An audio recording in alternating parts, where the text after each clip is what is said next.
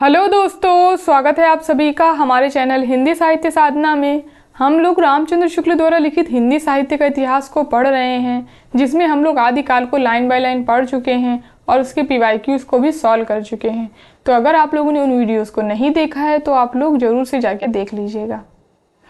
आज हम लोग भक्ति काल के प्रकरण 1 को पढ़ने वाले हैं, जिसमें हम लोग इसको पढ़ने के साथ साथ मैं इसके इम्पॉर्टेंट पॉइंट्स को अंडरलाइन करवाती चलूँगी और साथ ही साथ बताती हुई चलूँगी किस तरीके के प्रश्न इस बुक से पेपर में पूछे जाते हैं, क्योंकि ये बहुत ही ज़्यादा इम्पॉर्टेंट बुक है। तो चलिए वीडियो को स्टार्ट करते हैं। भक्ति काल का समय शुक्ल जी ने संवत 1375 से 1700 माना है। और अगर आदिकाल के समय की बात करें तो आदिकाल का समय शुक्ल जी ने माना है 1050 से 1375 और इसको 4 प्रकरणों में डिवाइड किया है: सामान्य परिचय, अपभ्रंश काव्य, देशभाषा काव्य और फुटकल रचनाएं। उसी तरह भक्ति काल को शुक्ल जी ने 6 प्रकरणों में डिवाइड किया है। पहला है सामान्य परिचय, दूसरा है निर्गुण धारा ज्ञानाश्रयी शाखा, तीसरा है निर्गुण धारा प्रेमाश्रयी शाखा यानी सूफी शाखा, चौथा है सगुण धारा कृष्ण भक्ति शाखा और पांचवा है सगुण धारा राम भक्ति शाखा और छठा है भक्ति काल की फुटकल रचनाएं। इस तरीके कुल 6 प्रकरणों में इसको डिवाइड किया गया है। तो चलिए हम लोग पढ़ना स्टार्ट करते हैं। देश में मुसलमानों का राज्य प्रतिष्ठित हो जाने पर हिंदू जनता के हृदय में गौरव, गर्व और उत्साह के लिए वह अवकाश न रह गया। उसके सामने ही उसके देव मंदिर गिराए जाते थे, देव मूर्तियाँ तोड़ी जाती थी और पूज्य पुरुषों का अपमान होता था और वे कुछ भी नहीं कर सकते थे। तो जब मुसलमानों का राज्य प्रतिष्ठित हो गया भारत में, तो उन लोगों ने बहुत ही ज़्यादा अत्याचार किया, देव मंदिरों को तोड़ा और देव पुरुषों का अपमान किया, यानी उनके पूज्य पुरुषों का अपमान किया। ऐसी दशा में अपनी वीरता के गीत ना तो वे गा ही सकते थे और ना बिना लज्जित हुए सुन सकते थे। आगे चलकर जब मुस्लिम साम्राज्य दूर तक स्थापित हो गया, तब परस्पर लड़ने वाले स्वतंत्र राज्य भी नहीं रह गए। इतने भारी राजनीतिक उलटफेर के पीछे जन समुदाय पर बहुत दिनों तक उदासी छाई रही। अपने पौरुष से हताश जाति के लिए भगवान की शक्ति और करुणा की ओर ध्यान ले जाने के अतिरिक्त दूसरा मार्ग ही क्या था? ये इंपॉर्टेंट लाइन है। तो यह तो हुई राजनीतिक परिस्थिति। तो राजनीतिक परिस्थिति के अंतर्गत बताया गया है कि मुसलमानों का राज्य स्थापित हो गया था और देव मंदिर गिराए जा रहे थे और उनके पूज्य पुरुषों का अपमान हो रहा था। अब यहाँ पे शुक्ल जी धार्मिक परिस्थिति के बारे में बता रहे हैं। आदिकाल के अंतर्गत यह दिखाया जा चुका है कि किस प्रकार वज्र यानी सिद्ध, कपालिक आदि देश के पूर्वी भागों में और नाथपंथी जोगी पश्चिमी भागों में रमते चले आ रहे थे। ये हम लोग आदिकाल में ही पढ़ चुके हैं कि वज्र यानी जो सिद्ध थे वो पूर्वी भागों में रम रहे थे और नाथपंथी जो है वो पश्चिमी भागों में रम रहे थे। इसी बात से इसका अनुमान हो सकता है कि सामान्य जनता की धर्म भावना कितनी दबती जा रही थी, उसका हृदय धर्म से कितनी दूर हटता चला जा रहा था। धर्म का प्रवाह कर्म, ज्ञान और भक्ति इन 3 धाराओं में चलता है। इन तीनों के सामंजस्य से धर्म अपनी पूर्ण सजीव दशा में रहता है। किसी एक के अभाव से भी वह विकलांग रहता है। कर्म के बिना वह लूला लंगड़ा, ज्ञान के बिना अंधा और भक्ति के बिना हृदय विहीन क्या निष्प्राण रहता है। ये जो कथन है ये पेपर में आ चुका है। तो धर्म का प्रवाह किन धाराओं से चलता है? कर्म, ज्ञान और भक्ति, 3 धाराओं से कर्म का प्रवाह चलता है और इन तीनों के सामंजस्य से वो धर्म जो है वो अपनी पूर्ण सजीव दशा में रहता है। ज्ञान के अधिकारी तो सामान्य से बहुत अधिक समुन्नत और विकसित बुद्धि की कुछ थोड़े से व्यक्ति ही होते हैं। कर्म और भक्ति ही सारे जन समुदाय की संपत्ति होती है। हिंदी साहित्य के आदिकाल में कर्म तो अर्थशून्य विधि विधान, तीर्थाटन और पर्व स्नान इत्यादि के संकुचित घेरे में पहले से ही बहुत कुछ बद्ध चला आता था। धर्म की भावात्मक अनुभूति या भक्ति, जिसका सूत्रपात यानी जिसका उद्भव तो महाभारत काल में और विस्तृत प्रवर्तन पुराण काल में हुआ, यानी विस्तार जो है वो पुराण काल में हुआ, हुआ था, कभी कहीं दबती कहीं उभरती, किसी तरह किसी प्रकार चली भर आ रही थी। अर्थशून्य बाहरी विधि विधान, तीर्थाटन, पर्व स्नान आदि की निस्सारता का संस्कार फैलाने का कार्य जो वज्रयानी सिद्धों और नाथपंथी योगियों के द्वारा हुआ, उसका उल्लेख हो चुका है। पर उनका उद्देश्य कर्म को स्तंग गड्ढे से निकालकर प्रकट धर्म के खुले क्षेत्र में लाना ना था, बल्कि एक बार के किनारे धकेल देना था। तो यहाँ पे ये लाइन देके पूछा जा सकता है कि इस लाइन में किसके बारे में बात की जा रही। तो ये वज्रयानी और नाथपंथी जो नाथपंथी योगी और वज्रयानी सिद्ध थे, ये उनके बारे में यहाँ पर बात की जा रही है। तो ये इंपॉर्टेंट लाइन है। जनता की दृष्टि को आत्म कल्याण और लोक कल्याण विधायक सच्चे कर्मों की ओर ले जाने के बदले उसे वे कर्म क्षेत्र से ही हटाने में लग गए। उसकी वाणी तो गुहा रहस्य और सिद्धि लेकर उठी थी, यानी नाथपंथी जोगी जो थे और वज्रयानी सिद्ध, उनकी वाणी जो थी गुहा रहस्य और सिद्धि लेकर उठी थी। अपनी रहस्य दर्शिता की धाक जमाने के लिए बाह्य जगत की बातें छोड़कर घट के भीतर कोठों की बातें बताया करते थे। भक्ति, प्रेम और हृदय के प्रकृत भावों का अंतर साधना में कोई स्थान ना था, ऐसा वो लोग बताते थे, क्योंकि इनके द्वारा ईश्वर को प्राप्त करना सबके लिए सुलभ कहा जा सकता है। सामान्य अशिक्षित या अर्धशिक्षित जनता भी इनकी वाणियों का प्रभाव इसके अतिरिक्त और क्या हो सकता था कि वह सच्चे शुभ कर्मों के मार्ग से तथा भगवत भक्ति की स्वाभाविक हृदय पद्धति से हटकर अनेक प्रकार के मंत्र, तंत्र और उपचारों में उलझे और उसका विश्वास अलौकिक सिद्धियों पर जा जमे। इसी दशा की ओर लक्ष्य करके गोस्वामी तुलसीदास ने कहा था, गोरख जगायो जोग, भगति भगायो लोग।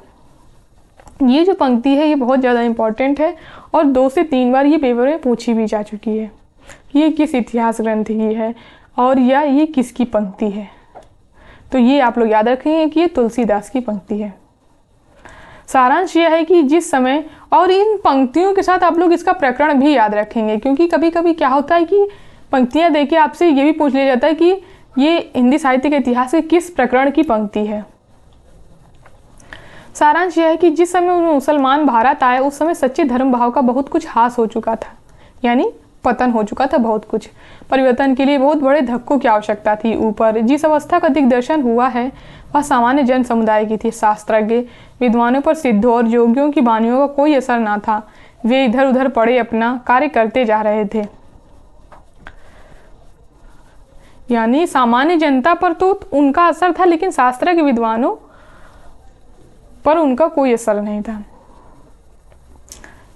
पंडितों के शास्त्रार्थ भी होते थे। दार्शनिक खंडन मंडन के ग्रंथ भी लिखे जा रहे थे। विशेष चर्चा दार्शनिक खंडन मंडन के ग्रंथ लिखे जा रहे थे, लेकिन विशेष चर्चा जो थी उस समय वो वेदांत की थी। ब्रह्म सूत्रों पर, उपनिषदों पर, गीता पर भाष्यों की परंपरा विद्वान मंडली के भीतर चल रही थी। यानी ब्रह्म सूत्रों पर, उपनिषदों पर और गीता पर भाष्य लिखे जा रहे थे उस समय, जिससे परंपरागत भक्ति मार्ग के सिद्धांत पक्ष की कई रूपों में नूतन विकास हुआ। कालदर्शी यानी काल का दर्शन करने वाले भक्त कवि जनता के हृदय को संभालने और लीन रखने के लिए दबी हुई भक्ति को जगाने लगे। क्रमशः भक्ति का प्रवाह ऐसा विकसित और प्रबल होता गया कि उसकी लपेट में केवल हिंदू जनता ही नहीं, देश में बसने वाले सहृदय मुसलमान में से भी न जाने कितने आ गए। यानी कि जो भक्ति का प्रवाह कालदर्शी भक्त कवियों ने चलाया था उसमें केवल हिंदू जनता ही नहीं आई, उस समय के जो मुसलमान थे वो भी उसमें आ गए। प्रेम स्वरूप ईश्वर को सामने लाकर भक्त कवियों ने हिंदू और मुसलमानों दोनों को मनुष्य के सामान्य रूप में दिखाया और भेदभाव के दृश्य को हटाकर पीछे कर दिया। भक्ति का जो सोता दक्षिण की ओर से धीरे धीरे उत्तर भारत की ओर पहले से ही आ रहा था, उसे राजनीतिक परिवर्तन के कारण शून्य पड़ते हुए जनता के हृदय क्षेत्र में फैलने के लिए पूरा स्थान मिला। ये पंक्ति भी पेपर में आ चुकी है। तो भक्ति का सोता दक्षिण की ओर से आ रहा था और ये पंक्ति भी इतनी पेपर में पूछी जा चुकी है। रामानुजाचार्य संवत 1073 ने शास्त्रीय पद्धति से जिस सगुण भक्ति का निरूपण किया। यहाँ पे रामानुजाचार्य का समय दिया गया है संवत 1073। उसकी ओर जनता आकर्षित होती चली गई। अच्छा, रामानुजाचार्य का एक मत है, संप्रदाय है विशिष्टाद्वैतवाद। ये आप लोग याद रखेंगे, विशिष्टाद्वैतवाद।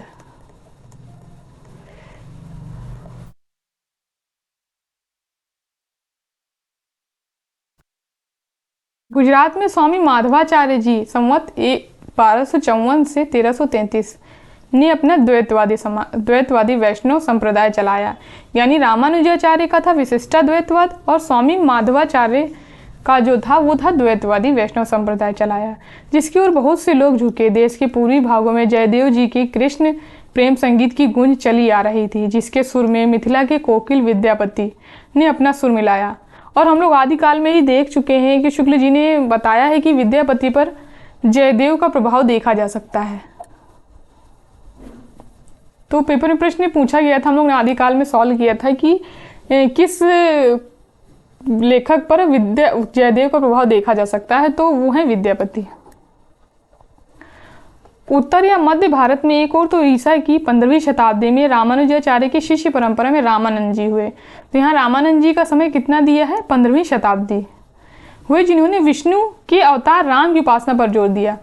यानी जो रामानुजाचार्य जी थे वो विष्णु की उपासना करते थे, यानी वो विष्णु उपासक थे।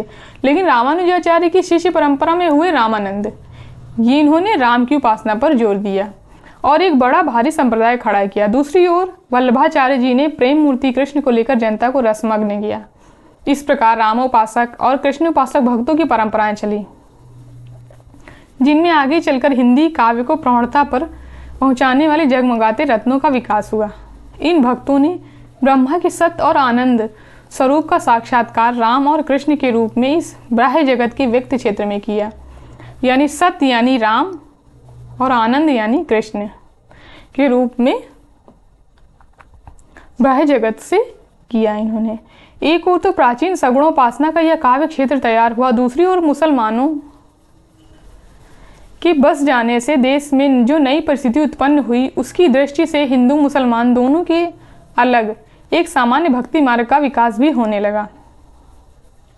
उसके विकास के लिए किस प्रकार वीर गाथा काल में ही सिद्धों और नाथपंथी योगियों के द्वारा मार्ग निकाला जा चुका था, यह दिखाया जा चुका है। क्योंकि निर्गुण धारा थी, उसका कहीं ना कहीं मार्ग जो था वो सिद्ध और नाथपंथी योगी पहले ही निकाल चुके थे, जिसको फिर कबीरदास ने आगे बढ़ाया था, व्यवस्थित करके उसको फिर आगे बढ़ाया था कबीरदास ने। उसी की बात यहाँ पे की जा रही है। वज्रयान के अनुयायी अधिकतर नीची जाति के थे, अतः जाति पाति की व्यवस्था से उनका असंतोष स्वाभाविक था। नाथपंथ संप्रदाय में शास्त्र के विद्वान नहीं आते हैं। तो ये इंपॉर्टेंट लाइन है कि नाथपंथ में शास्त्र के विद्वान नहीं आते हैं। इस संप्रदाय के कनफटे रमते योगी घर के भीतर चक्रों, सहस्रदल, कमल, इला, पिंगला, नाड़ियों की ओर संकेत करने वाली रहस्यमयी बानियां सुनाकर और करामात दिखाकर अपनी सिधाई की धाक सामान्य जनता पर जमाए हुए थे। वे लोगों को ऐसी बातें सुनाते रहे थे कि वेद शास्त्र पढ़ने से क्या होता है, बाहरी पूजा अर्चना की विधियां व्यर्थ हैं, ईश्वर तो प्रत्येक के घट के भीतर है। यानी ईश्वर जो है वो प्रत्येक के शरीर में वास करता है, अंतर्मुख साधनाओं से ही वह प्राप्त हो सकता है। हिंदू मुसलमान दोनों एक हैं, दोनों के लिए शुद्ध साधना का मार्ग भी एक है, जाति पाति के भेद व्यर्थ खड़े किए गए हैं इत्यादि। ये सब चीज़ें वो लोगों को बताते थे कि ईश्वर एक ही है और वे प्रत्येक मनुष्य के शरीर में वास करता है और उसकी प्राप्ति जो है वो अंतर्मुख साधनाओं के द्वारा ही हो सकती है। इन जोगियों के पंथ में कुछ मुसलमान भी आए, उसका उल्लेख पहले हो चुका है। भक्तिकाल के आंदोलन की जो लहर आई थी, जो लहर दक्षिण से आई, उसी ने उत्तर भारत की परिस्थिति के अनुरूप हिंदू मुसलमान दोनों के लिए एक सामान्य भक्ति मार्ग की भी भावना कुछ लोगों में जगाई हृदय पक्ष शून्य सामान्य अंतर साधना का मार्ग निकालने का प्रयत्न नाथपंथी कर चुके थे, यह हम कह चुके हैं। पर रागात्मक तत्व से रहित साधना से ही मनुष्य की आत्मा तप्त नहीं हो सकती। यानी रागात्मक तत्व से जो रहित साधना है उससे मनुष्य की आत्मा तप्त नहीं हो सकती। महाराष्ट्र देश के प्रसिद्ध भक्त नामदेव की जो है एक रचना अभंगो, वो पेपर में बहुत ज़्यादा पूछी जाती है, तो ये आप लोग याद रखें। और ये कहाँ के थे? महाराष्ट्र के थे। इनका समय दिया है संवत 1328 से 1408। ने हिंदू मुसलमान दोनों के लिए एक सामान्य भक्ति मार्ग का भी आभास दिया है। उसके पीछे कबीरदास ने विशेष तत्परता के साथ एक व्यवस्थित रूप में यह मार्ग निर्गुण पंथ के नाम से चलाया। यानी जो इनके द्वारा जो निकाला हुआ मार्ग था वो कहीं ना कहीं निर्गुण पंथ जो था कहीं ना कहीं वो नाथपंथी सिद्ध जो वज्रयानी सिद्ध थे उनके द्वारा पहले से ही निकाला जा चुका था, उसी को कबीरदास ने आगे बढ़ाया।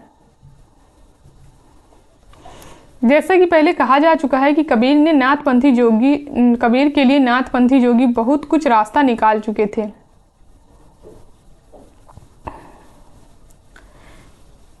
भेदभाव को निर्दिष्ट करने वाले उपासना के बाहरी विधानों को अलग रखकर उन्होंने अंतः साधना पर जोर दिया। नाथपंथियों की अंतः साधना हृदय पक्ष शून्य थी, यानी उसमें हृदय पक्ष का अभाव था, उसमें प्रेम तत्व का अभाव था।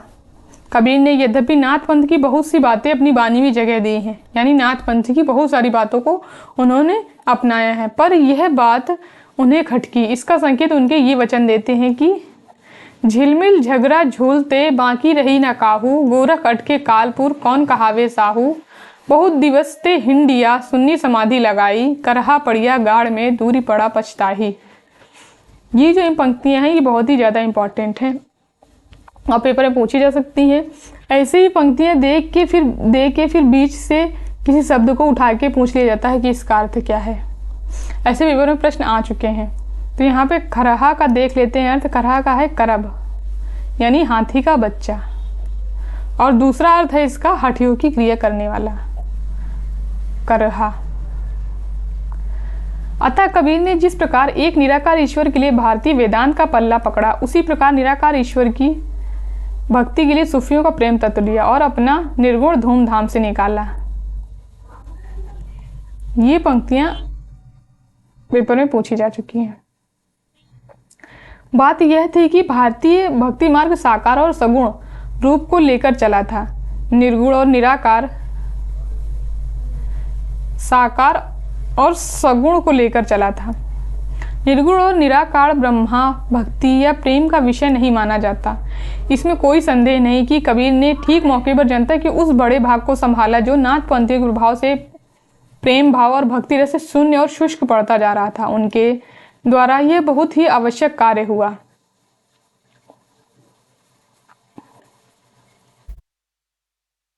ये इंपॉर्टेंट पंक्ति है। इसके साथ ही मनुष्यत्व की सामान्य भावना को आगे करके निम्न श्रेणी की जनता में उन्होंने आत्मगौरव का भाव जगाया और भक्ति के ऊंचे से ऊंचे सोपान की ओर बढ़ने के लिए बढ़ावा दिया। उनका निर्गुण पंथ चल निकला, जिसमें नानक, दादू, मलूक दास आदि अनेक संत हुए।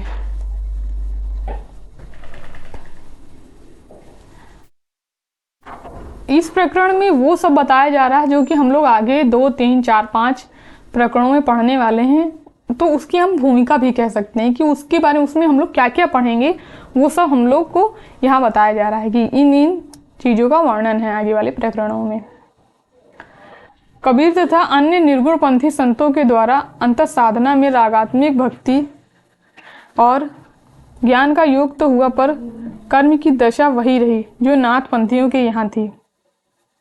इन संतों के ईश्वर ज्ञान स्वरूप और प्रेम स्वरूप ही रहे, धर्म स्वरूप ना हो पाए।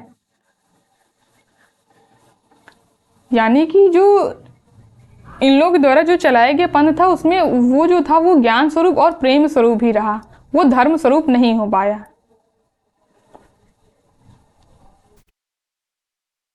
ईश्वर के धर्म स्वरूप को लेकर, उस स्वरूप को लेकर जिसकी रमणीय अभिव्यक्ति लोक की रक्षा और रंजन में होती है, प्राचीन वैष्णव भक्ति मार्ग की राम भक्ति शाखा उठी। यानी कि ईश्वर के धर्म स्वरूप को लेकर राम भक्ति शाखा उठी थी। कृष्ण भक्ति शाखा केवल प्रेम स्वरूप ही लेकर नई उमंग से फैली। यानी राम भक्ति शाखा धर्म स्वरूप और प्रेम स्वरूप लेकर कृष्ण भक्ति शाखा उमंग से फैली। यहाँ पर एक बात की ओर ध्यान दिला देना आवश्यक प्रतीत होता है। साधना की जो 3 अवयव कर्म, ज्ञान और भक्ति कहे गए हैं, यानी साधना के कितने अवयव कहे गए हैं? 3 अवयव, कर्म, ज्ञान और भक्ति। वे सब काल पाकर दोषग्रस्त हो सकते हैं। कर्म अर्थ शून्य विधि विधानों से निकम्मा हो सकता है, ज्ञान रहस्य और गुहा की भावना से पाखंड पूर्ण हो सकता है और भक्ति इंद्रिय उपभोग की वासना से कलुषित हो सकती है। भक्ति की निष्पत्ति श्रद्धा और प्रेम के योग से होती है। तो भक्ति की निष्पत्ति किन दोष के योग से होती है? श्रद्धा और प्रेम के योग से होती है। अच्छा, मैं वीडियो से संबंधित कुछ PYQs को अपने टेलीग्राम चैनल पर डालती हूँ, तो वहाँ से जाके आप लोग इनके आंसर भी कर सकते हैं। इस वीडियो से जो हम लोग इस यहाँ पे पढ़ रहे हैं, इससे संबंधित मैं कुछ MCQ को वहाँ डालूंगी, तो आप लोग जाके जरूर आंसर दीजिएगा उनके। जहाँ श्रद्धा या पूज्य बुद्धि का अवयव जिसका लगाव धर्म से होता है छोड़कर केवल प्रेम लक्षणा भक्ति ली जाएगी, वहाँ अवश्य ही विलासिता से ग्रस्त हो जाएगी। और इसकी PDF को भी आप हमारे टेलीग्राम चैनल से ही ले सकते हैं। इस दृष्टि से यदि हम देखें तो कबीर का ज्ञान पक्ष तो रहस्य और गुहा की भावना से विकृत मिलेगा, यानी बिगड़ा हुआ रूप, विकृत का मतलब होता है। पर सूफियों से जो प्रेम तत्व उन्होंने लिया वह सूफियों के यहाँ चाहे काम वासना ग्रस्त हुआ हो पर निर्गुण पंथ में अविकृत रहा, यानी उसका रूप बिगड़ा नहीं। यह निसंदेह प्रशंसा की बात है। वैष्णवों की कृष्ण भक्ति शाखा ने केवल प्रेम लक्षणा भक्ति ली। हम लोग आगे ही देख चुके हैं कि जो कृष्ण भक्ति शाखा है उन्होंने प्रेम लक्षणा भक्ति ली थी और राम भक्ति शाखा वालों ने धर्म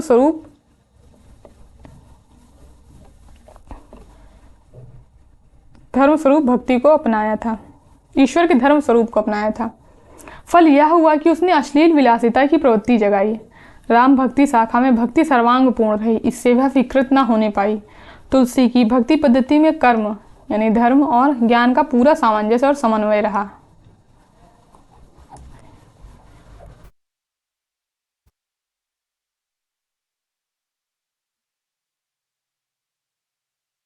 इधर आजकल अलबत्ता कुछ लोगों ने कृष्ण भक्ति शाखा के अनुकरण पर उसमें माधुर्य भाव का गुहा रहस्य घुसाने का उद्योग किया है, जिससे सखी संप्रदाय निकल पड़े। यहाँ पे सखी संप्रदाय अगर आया है तो हम लोग इसके बारे में देख लेते हैं कि सखी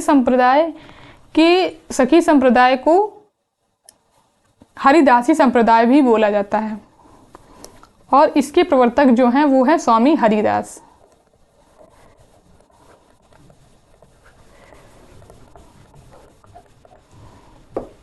मैंने सारे संप्रदायों को लेके 2 शॉर्ट्स बनाए थे जहाँ पे पूरे संप्रदाय को कवर किया था, आप लोग जाके उसको देख सकते हैं। जितने भी संप्रदाय आए हैं भक्ति काल में उनको मैंने उसमें कवर किया है, तो आप लोग मेरे चैनल पर जाके उसको देख सकते हैं। सखी संप्रदाय निकल पड़े और राम की भी तिरछी चितवन और बाकी अदा के गीत गाए जाने लगे। यह सामान्य भक्ति मार्ग एकेश्वरवाद का एक निश्चित रूप लेकर खड़ा हुआ, जो कभी ब्रह्मवाद की ओर ढलता था और कभी पैगंबरी खुदावाद की ओर। यह निर्गुण पंथ के नाम से प्रसिद्ध हुआ। इसकी ओर ले जाने वाली सबसे पहली प्रवृत्ति जो लक्षित हुई वह ऊंच नीच और जाति पाति के भेदभाव का त्याग और ईश्वर भक्ति के लिए मनुष्य मात्र के समान अधिकार का स्वीकार था। यानी निर्गुण पंथ के जो चलाने का आधार यही था, उद्गम का आधार या कहें यही था कि वो ऊंच नीच और जाति पाति के भेद को खत्म करना और ईश्वर भक्ति का अधिकार सभी मनुष्यों को होना। क्योंकि पहले क्या होता था कि केवल ऊंची जाति के लोग ही पूजा अर्चना करते थे, नीची जाति के लोगों को पूजा अर्चना नहीं करने दी जाती थी। तो जो निर्गुण पंथ उठा था वो इन्हीं सब चीज़ों को बंद करने के लिए उठाया गया था। इस भाव को सूत्रपात भक्ति मार्ग के भीतर महाराष्ट्र और मध्य देश में नामदेव और रामानंद जी द्वारा हुआ। महाराष्ट्र में नामदेव का जन्म शक संवत 1192 और मृत्युकाल शक संवत 1275 प्रसिद्ध है। ये दक्षिण के नसीरुबुमनी सतारा जिला के दर्जी थे। आप लोग इनका व्यवसाय जरूर याद रखें क्योंकि पेपर में ये व्यवसाय जरूर पूछ लिया जाता है। तो ये नामदेव जो थे वो दर्जी थे और पीछे पंढरपुर के विठोबा विष्णु भगवान के मंदिर में भगवत भजन करते हुए अपना दिन बिताते थे। महाराष्ट्र के भक्तों में नामदेव का नाम सबसे पहले आता है। मराठी भाषा के अभंगों के अतिरिक्त इनकी हिंदी रचनाएं प्रचुर परिमाण में मिलती हैं। इन हिंदी रचनाओं में एक विशेष बात यह पाई जाती है कि कुछ तो सगुणोपासना से संबंध रखती हैं और कुछ निर्गुणोपासना से, यानी ये दोनों उपासना से संबंध है इनका, सगुणोपासना से भी और निर्गुणोपासना से भी। दोनों तरह की रचनाएं इन्होंने की हैं। इसके समाधान के लिए इनके समय की परिस्थिति की ओर ध्यान देना आवश्यक है।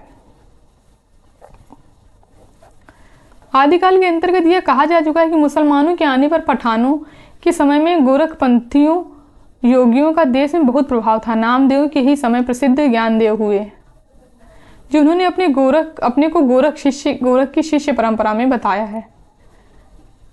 ज्ञानदेव ने अपने को गोरखनाथ की शिष्य परंपरा में बताया है। ज्ञानदेव का परलोकवास बहुत थोड़ी सी अवस्था में हुआ, पर नामदेव उनके उपरांत बहुत दिनों तक जीवित रहे। नामदेव सीधे साधे सगुण भक्ति मार्ग पर चले जा रहे थे, पर पीछे उस नाथ पंथ के प्रभाव के भीतर भी लाए गए, जो अंतर्मुख साधना द्वारा सर्वव्यापक सभी जगह विद्यमान निर्गुण ब्रह्मा के साक्षात्कार को ही मोक्ष का मार्ग मानता था। लाने वाले थे ज्ञानदेव, यानी नामदेव को निर्गुण ब्रह्मा की से साक्षात्कार किसने कराया था? ज्ञानदेव ने कराया था। और निर्गुण ब्रह्मा की तरफ खींचा किसने था? ज्ञानदेव ने किया था। एक बार ज्ञानदेव इन्हें साथ लेकर तीर्थ यात्रा को निकले। मार्ग में ही ये अपने प्रिय विग्रह विठोबा भगवान के वियोग में व्याकुल रहा करते थे। ज्ञानदेव इन्हें बराबर समझाते रहे थे कि भगवान क्या एक ही जगह है, वे तो सर्वत्र हैं, सर्वव्यापक हैं। यह मुँह छोड़ो, तुम्हारी भक्ति अभी एकांगी है। जब तक निर्गुण पक्ष की भी अनुभूति तुम्हें ना होगी, तब तक तुम पक्के ना होगे। ज्ञानदेव की बहन मुक्ताबाई के कहने पर एक दिन संत परीक्षा हुई। किसके कहने पर हुई थी? ज्ञानदेव की बहन मुक्ताबाई के कहने पर। जिस गांव में यह संत मंडली उतरी थी, उसमें एक कुम्हार रहता था। मंडली के सब संत चुपचाप बैठ गए। कुम्हार घड़ा पीटने की पिटना लेकर सबके सिर पर जमाने लगा। चोट पर चोट खाकर भी कोई विचलित ना हुआ, पर जब नामदेव की ओर बढ़ा तब वे बिगड़कर खड़े हुए। इस पर वह कुम्हार बोला, नामदेव को छोड़कर और सब घड़े पक्के हैं। बेचारे नामदेव कच्चे घड़े ठहराए गए। इस कथा से यह स्पष्ट लक्षित होता है कि नामदेव को नाथपंथी योग मार्ग की ओर प्रवृत्त करने वाले ज्ञानदेव की ओर से तरह तरह के प्रयत्न होते रहे। सिद्ध और योगी निरंतर अभ्यास द्वारा अपने शरीर को विलक्षण बना लेते थे। खोपड़ी पर चोटें खा खाकर उसे पक्की करना उनके लिए कोई कठिन बात ना थी। अब भी एक प्रकार के मुसलमान फकीर अपने शरीर पर जोर जोर से डंडे जमाकर भिक्षा मांगते हैं। इसमें ये पंक्ति जो है ये इंपॉर्टेंट है। नामदेव किसी गुरु से दीक्षा लेकर अपनी सगुण भक्ति में प्रवृत्त नहीं हुए थे, अपने ही हृदय की स्वाभाविक प्रेरणा से हुए थे। ज्ञानदेव बराबर उन्हें बिनु गुरु होई न ज्ञान समझाते रहे आते थे। संतों के बीच निर्गुण ब्रह्मा के संबंध में जो कुछ कहा सुना जाता है और ईश्वर प्राप्ति की जो साधना बताई जाती है, वह किसी गुरु की सिखाई हुई होती है। परमात्मा के शुद्ध निर्गुण स्वरूप के ज्ञान के लिए ज्ञानदेव का आग्रह बराबर बढ़ता गया। गुरु के अभाव के कारण जिस प्रकार नामदेव में परमात्मा की सर्वव्यापकता का उदार भाव नहीं जम पाया था और भेदभाव बना था, इस पर भी एक कथा चली आती है। कहते हैं एक दिन स्वयं विठोबा भगवान एक मुसलमान फकीर का रूप धरकर नामदेव के सामने आए। नामदेव ने उन्हें नहीं पहचाना। तब उनसे कहा गया कि वे तो परम ब्रह्मा भगवान ही थे। अंत में बेचारे नामदेव ने नागनाथ नामक शिव के स्थान पर जाकर विसुवा खेचर या खेचरनाथ नामक एक नाथपंथी कनफटे से दीक्षा ली। इसके संबंध में उनके ये वचन है कि मन मेरी सोई तन मेरा धागा, खेचर जी के चरण में नाम सीपी लागा। ये इंपॉर्टेंट पंक्ति है। सुफल जन्म मोको गुरु कलीना, दुख विसार सुख अंतर दीना, ज्ञान दान मोको गुरु दीना, राम नाम बिन जीवन हीना।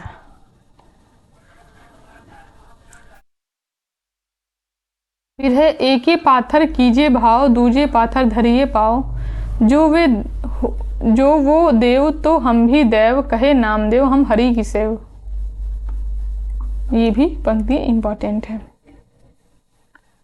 यहाँ पे इतना देके आपसे पूछा जा सकता है कि ये किसकी पंक्ति है। यह बात समझ रखनी चाहिए कि नामदेव के समय में ही देवगिरी पर पठानों की चढ़ाइयाँ हो चुकी थी और मुसलमान महाराष्ट्र में भी फैल गए थे। इसके पहले से ही गोरखनाथ के अनुयायी हिंदू और मुसलमान दोनों के लिए अंतर साधना के एक सामान्य मार्ग का उपदेश देते आ रहे थे। इनकी भक्ति के अनेक चमत्कार भक्तमाल में लिखे हैं, जैसे विठोबा ठाकुर जी की मूर्ति का इनके हाथ से दूध पीना, अरविंद नागनाथ के शिव मंदिर के द्वार पर इनकी ओर घूम जाना। इनके महात्म्य ने यह सब सिद्ध कर दिखाया था कि जाति पाति पूछे नहीं कोई, हरि का भजे सो हरि का होई। ये पंक्ति भी इंपॉर्टेंट है। इनकी इष्ट सगुणोपासना के कुछ पद नीचे दिए गए हैं, जिनमें शबरी केवट आदि की सुगति तथा भगवान के अवतार लीला का कीर्तन बड़े प्रेम भाव से किया गया है। अम्बरीश को दियो अभय पद, राज विभीषण अधिक करियो, नवनिधि ठाकुर दई सुदामहि, ध्रुव जो अटल अजो न टरियो। ये इंपॉर्टेंट पंक्ति है। फिर हम लोग आगे देखेंगे। यह तो हुई नामदेव की व्यक्तोपासना संबंधी हृदय प्रेरित रचना। आगे गुरु से सीखे हुए ज्ञान की उद्धरणी अर्थात निर्गुण वाणी भी कुछ देखिए। माई न होती बाप न होते, कर्म न होता काया, हम नहीं होते तुम नहीं होते, कौन कहाँ ते आया, चंद न होता सूर न होता, पानी पवन मिलाया, शास्त्र न होता वेद न होता, कर्म कहाँ ते आया। ये पंक्ति जो है ये पेपर में पूछी जा चुकी है, तो ये इंपॉर्टेंट पंक्ति है। और एक ये पांडे तुम्हारी गायत्री लोधे का खेत खाती थी, लैकरी टेंगा टंगरी तारे लंगत लंगत आती थी। ये भी इंपॉर्टेंट है। हिंदू पूजे देहरा मुसलमान मसीद, नामा सोई सेविया जहां देहरा ना मसीद। ये भी इंपॉर्टेंट है। हम लोग आगे देखेंगे। सगुणोपासक भक्त भगवान के सगुण और निर्गुण रूप मानता है, पर भक्ति के लिए सगुण रूप ही स्वीकार करता है। निर्गुण रूप ज्ञान मार्गियों के लिए छोड़ देता है। सब सगुण मार्गी भक्त भगवान के व्यक्त रूप के साथ साथ उनके अव्यक्त और निर्विशेष रूप का भी निर्देश करते आए हैं, जो बोधगम्य नहीं।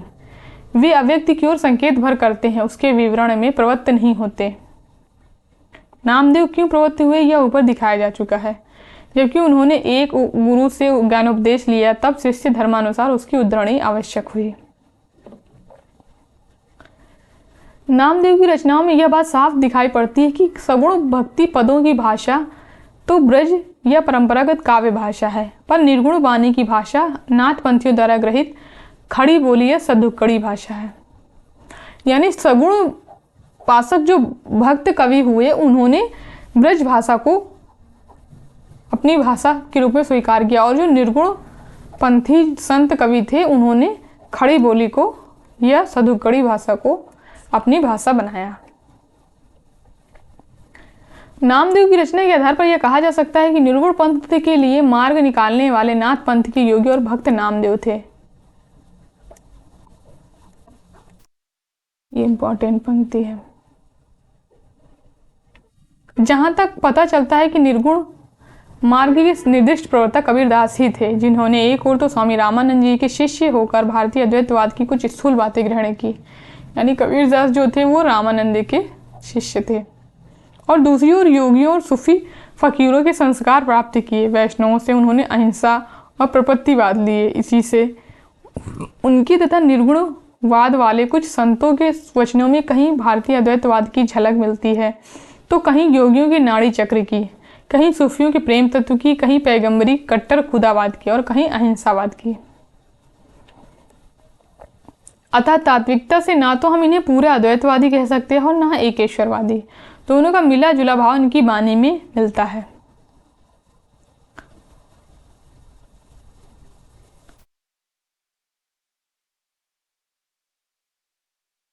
इम्पोर्टेंट है ये। इनका लक्ष्य एक ऐसी सामान्य भक्ति पद्धति का प्रचार था जिसमें हिंदू और मुसलमान दोनों योग दे सके और भेदभाव का कुछ परिहार हो। बहुदेवोपासना, अवतार और मूर्ति पूजा का खंडन ये मुसलमानी जोश के साथ करते थे और मुसलमानों की कुर्बानी, हिंसा यानी नमाज, रोजा आदि की असारता दिखाते हुए ब्रह्मा, माया, जीव, अनहद नाद, सृष्टि, प्रलय आदि की चर्चा पूरे हिंदू ब्रह्म ज्ञानी बनकर करते थे। सारांश यह है कि ईश्वर पूजा की उन भिन्न भिन्न बाह्य विधियों पर से ध्यान हटाकर जिनके कारण धर्म में भेदभाव फैला हुआ था, ये शुद्ध ईश्वर और प्रेम और सात्विक जीवन का प्रचार करते थे। इस प्रकार सगुण और निर्गुण नाम से भक्ति की दो धाराएं विकास की 15वीं शताब्दी के अंतिम भाग से लेकर 17वीं शताब्दी के अंत तक समानांतर चलती रही। यानी भक्ति काव्य की जो धाराएं थी ये 15वीं शताब्दी से के अंतिम चरण से लेके चालू हुई थी और 17वीं शताब्दी की समानांतर अंत तक बढ़िया चलती रही। भक्ति के उत्थान काल के भीतर हिंदी भाषा की कुछ विस्तृत रचना पहले कबीर की ही मिलती है। अतः पहले निर्गुण मत के संतों का उल्लेख उचित ठहरता है। यह निर्गुण धारा दो शाखाओं में विभक्त हुई, ज्ञानाश्रयी शाखा और शुद्ध प्रेम मार्गी शाखा। पहली शाखा भारतीय ब्रह्मवाद और योग साधना को लेकर था। उसमें सूफियों के प्रेम तत्व को मिलाकर उपासना के क्षेत्र में अग्रसर हुई। पहली शाखा यानी कि ज्ञानाश्रयी शाखा और सगुण के खंडन में उसी जोश के साथ तत्पर रही जिस जोश के साथ पैगंबरी मत, बहुदेव उपासना और मूर्ति पूजा आदि के खंडन में रहते हैं। इस शाखा की रचनाएं साहित्यिक नहीं फुटकल दोहों के रूप में है। यानी जो ज्ञानाश्रयी शाखा के संत कवियों की जो रचनाएं हैं वो फुटकल दोहों के रूप में है या पदों के रूप में है, जिनकी भाषा और शैली अधिकतर अव्यवस्थित और ऊटपटांग है। कबीर आदि एक दो प्रतिभा संपन्न संतों को छोड़कर औरों में ज्ञान मार्ग की सुनी सुनाई बातों का ही पिष्ट पेषण तथा हठयोग की बातों के कुछ रूपक भद्दी तुकबंदियों में है। भक्ति रस में मग्न करने वाली सरसता भी बहुत कम पाई जाती है। बात यह है कि इस पंथ का प्रभाव शिष्ट और शिक्षित जनता पर नहीं पड़ा, क्योंकि उसके लिए ना तो इस पंथ में कोई नई बात थी ना नया आकर्षण। तो ये लाइन देखिए आपसे पूछा जा सकता है कि किस पंथ के बारे में बात हो रही है, निर्गुण धारा निर्गुण पंथ के बारे में या सगुण पंथ के बारे में। संत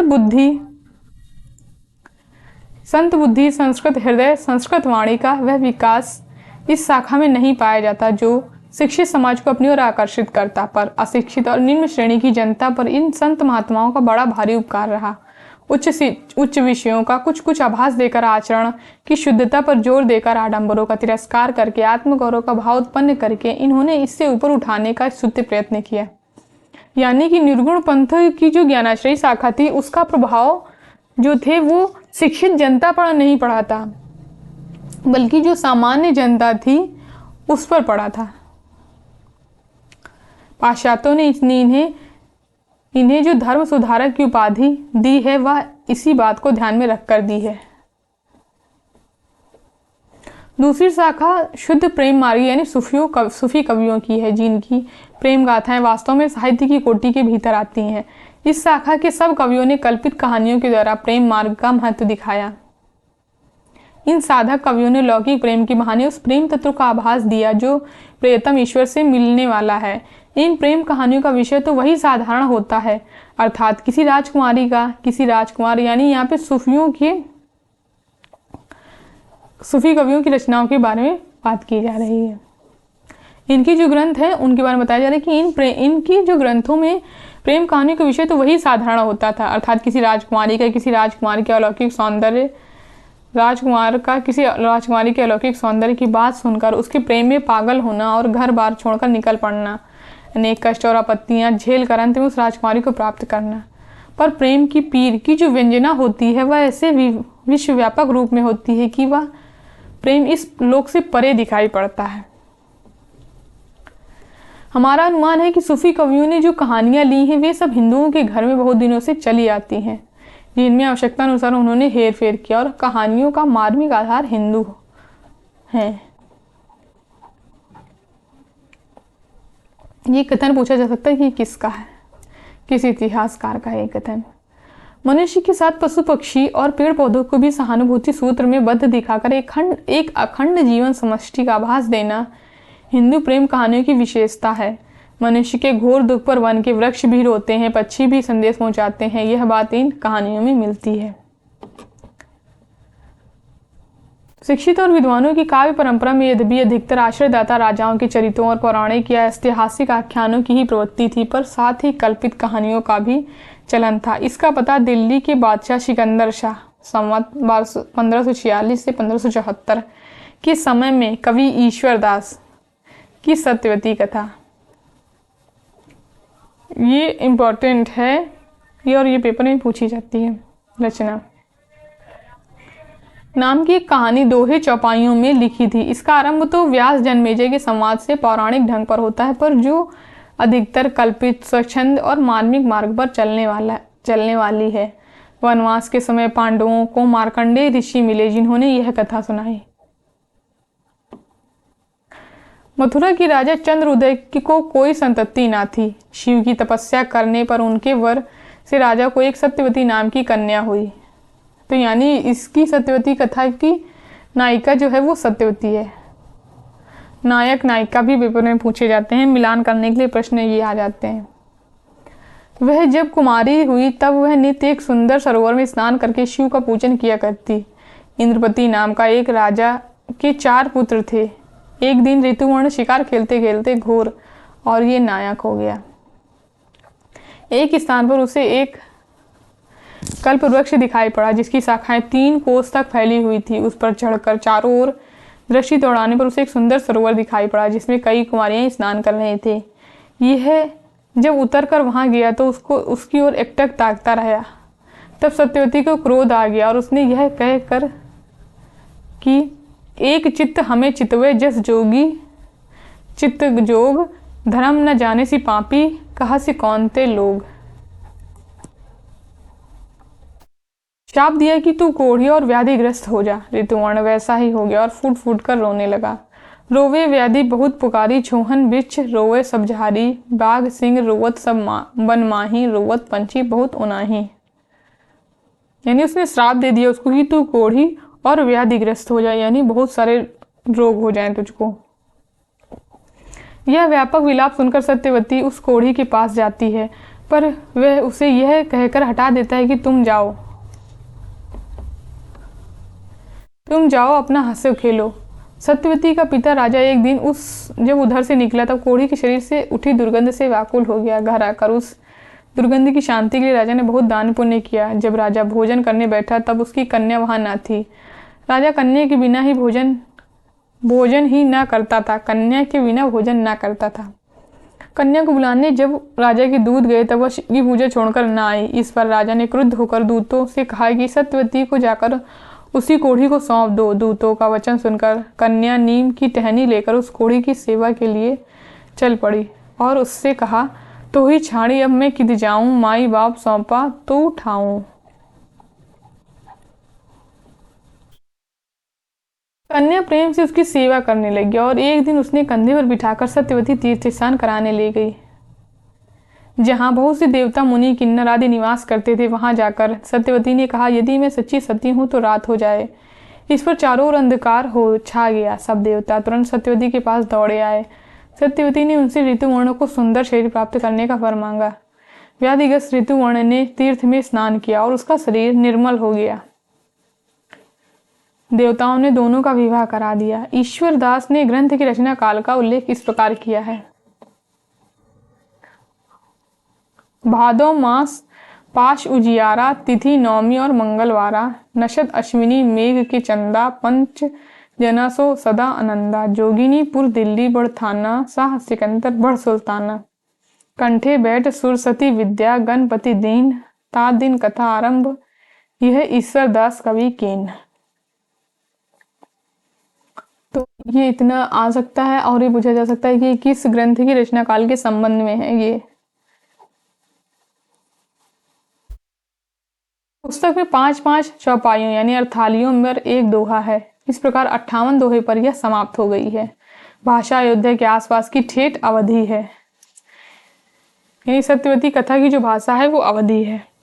बाटे है का प्रयोग जहाँ जगह जगह है, यही अवधी भाषा। दोहे चौपाई भाषा, चौपाई दोहे का क्रम और कहानी का रूप रंग सूफी कवियों ने ग्रहण किया। आख्यान काव्यों के लिए चौपाई दोहे की परंपरा बहुत पुराने विक्रम की 11वीं शती के जैन चरित काव्यों में मिलती है। यानी ये जो परंपरा है 5 चौपाइयों पर एक दोहे की, और ये जो दोहे चौपाई की परंपरा है ये जैन चरित काव्यों से मिलती है। इसका उल्लेख पहले हम लोग कर चुके हैं, यानी शुक्ल जी पहले आदिकाल में इसका उल्लेख कर चुके हैं। सूफियों के प्रेम प्रबंधों में खंडन मंडन की बुद्धि को किनारे रखकर मनुष्य के हृदय को स्पर्श करने का ही प्रयत्न किया गया है, जिससे इनका प्रभाव हिंदू और मुसलमानों पर समान रूप से पड़ता है। बीच बीच में रहस्य में परोक्ष की ओर मधुर संकेत मिलते हैं, वे बड़े हृदयग्राही होते हैं। कबीर में जो रहस्यवाद मिलता है वह बहुत कुछ उन परिभाषिक संज्ञाओं के आधार पर है जो वेदांत और हठयोग में निर्दिष्ट हैं। पर इन प्रबंधकारों ने जिस रहस्यवाद का आभास बीच बीच में दिया है उनके संकेत स्वाभाविक और मन विस्पर्शी हैं। शुद्ध प्रेम मार्गी सूफी कवियों की शाखा में सबसे प्रसिद्ध जायसी हुए, जिनकी पद्मावत इनका ग्रंथ है। ये हिंदी काव्य क्षेत्र में एक अद्भुत रत्न है।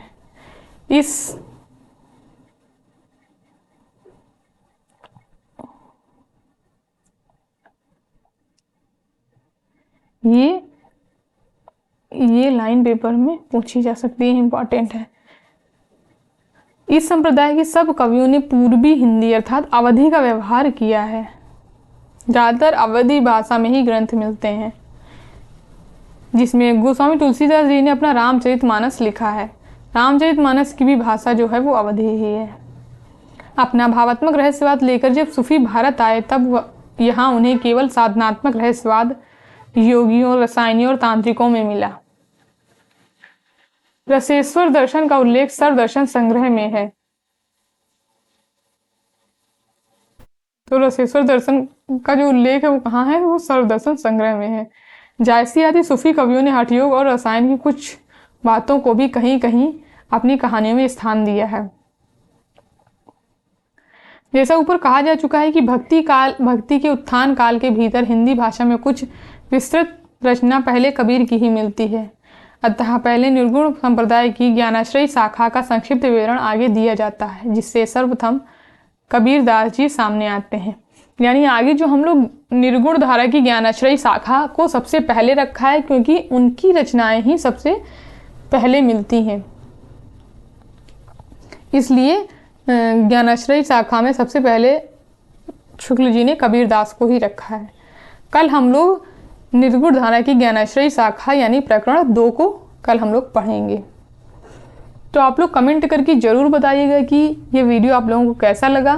धन्यवाद दोस्तों मेरे वीडियो को लास्ट तक देखने के लिए। अगर वीडियो पसंद आया हो तो लाइक करिए, शेयर करिए एंड हमारे चैनल को सब्सक्राइब करिए।